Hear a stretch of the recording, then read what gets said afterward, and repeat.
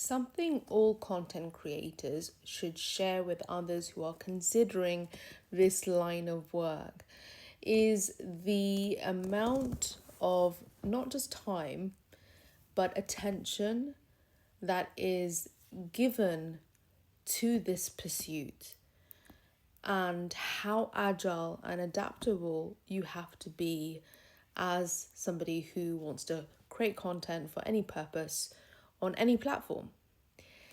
But the agility bit and having to give so much of your attention and your time is largely informed by AI and the developments going on all the time with algorithms. Every content creator will say that every month they're having to tweak things slightly or watch a new video from somebody who tracks all these changes. So it would be really irresponsible for anyone who creates content, who started this journey, to not let other people know that this is a kind of career and profession that has its rewards for sure, and the rewards can come in lots of different ways, and how significant those rewards are depends on the creator. If money is super important, if the creative process is important, it's up to the creator.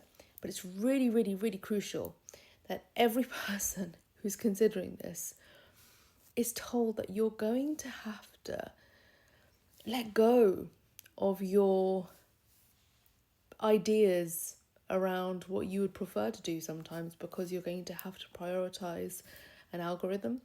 You're going to have to constantly tweak your storyboarding, your production planning, because that's what the platform dictates. The algorithm dictates a lot of what you want to create and want to do on any platform. Now, I'm actually conducting some research for about a year in this. I'm using my Masters in Science and Systems Thinking, the last leg of it, using systems models to look at how AI, how algorithms, how tech impacts this creative process, the creator journey, the artist journey, but not just the actual process, our identity, our thoughts, our ideation. Because it does. It really gets in the way of what you consider, what you want to do. You'll think, oh, I've got a great idea for a series, or I want to do this podcast series, I want to do a short another series, I'm going to do this street stuff. Because unfortunately, from all of your scrolling, fortunately or unfortunately, from all of your scrolling, all of the data you've picked up and absorbed, what works. And so now your creativity is being fed by an algo. So, we all know, you have those intuitive ideas that kind of come from somewhere. And we got the ideas that are coming from a bit more of a strategic mind. And unfortunately, or fortunately, when you're a content creator or you're building a brand online in public, that sort of strategic mind has to sort of take over in order to win or win big. And if you're an artist and a creative at heart, it might not be possible to do that. So it's really important that anyone who's on this journey, who's been on this journey, shares this with others. It ain't so easy and straightforward and full of wonderful bonuses and perks.